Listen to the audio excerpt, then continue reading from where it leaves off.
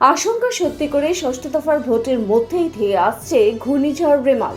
পশ্চিম মধ্য ও সংলগ্ন দক্ষিণ বঙ্গোপসাগরে সৃষ্টি সুপুষ্ট নিম্নচাপ সিস্টেমটি আজ শুক্রবার সকালে আরও ঘনীভূত হয়ে সুস্পষ্ট নিম্নচাপের আকার নেবে।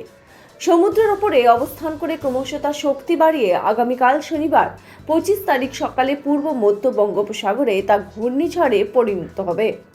আলিপুর আবহাওয়া দফতরের তরফে এক বিজ্ঞপ্তিতে এ খবর জানিয়েছে। হাওয়া অফিসে জারি করা সতর্ক বার্তায় এও বলা হয়েছে 26 তারিখ সন্ধ্যে নাগাদ তা সিভিয়ার বা প্রবল সামুদ্রিক ঘূর্ণিঝড় হিসেবে বাংলাদেশ ও সংলগ্ন পশ্চিমবঙ্গ উপকূলে আছড়ে পড়ার সম্ভাবনা এখনো পর্যন্ত সুস্পষ্ট। এই সময় ঝড়ের গতিবেগ সর্বোচ্চ ঘন্টায় 130 কিলোমিটারে পৌঁছতে পারে। এর প্রভাবে সমুদ্র উত্তাল থাকবে।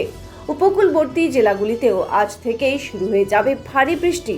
এই সব এলাকায় ভারী বর্ষণের হলুদ সতর্কতা জারি হয়েছে। ঘূর্ণিঝড়ের আশঙ্কায় ইতিমধ্যেই জেলা প্রশাসনকে সতর্ক করা হয়েছে নবান্নের তরফে। আজ থেকে প্রাকৃতিক বিপর্যয়ের সম্ভাবনা রয়েছে বলেই জানা যাচ্ছে। এই পরিস্থিতিতে দক্ষিণ 24 পরগনার উপকূলীয় এলাকাগুলিতে ঘূর্ণিঝড়ের সতর্কীকরণ প্রচার শুরু করেছে প্রশাসন। সমস্ত উপকূলীয় থানার পাশাপাশি ব্লক প্রশাসনের তরফে শুরু করা হয়েছে মাইকিংয়ের মাধ্যমে উপকূলবাসীকে সতর্ক করার কাজ চালানো হচ্ছে। ঘূর্ণিঝড়ের জন্য আগাম প্রস্তুতি শুরু করে দিয়েছে প্রশাসন। মজুত রাখা হচ্ছে শুকনো খাবার ও পানীয় জল। কাকদ্বীপ মহকুমা শাসকের দফতরে একটি কন্ট্রোল রুম খোলা হচ্ছে।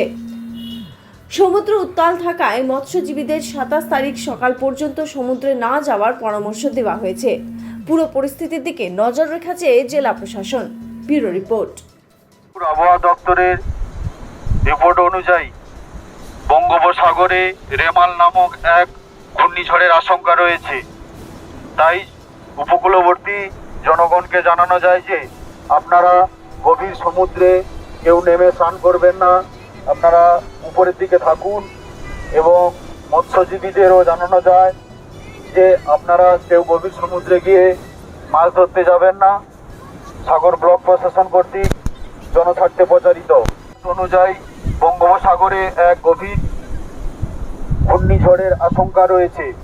তাই উপকূলবর্তী জনগণকে জানানো যায় যে আপনারা নদীর মাঝখানের দিকে গিয়ে স্নান করবেন না, আপনারা উপরের দিকে থাকুন।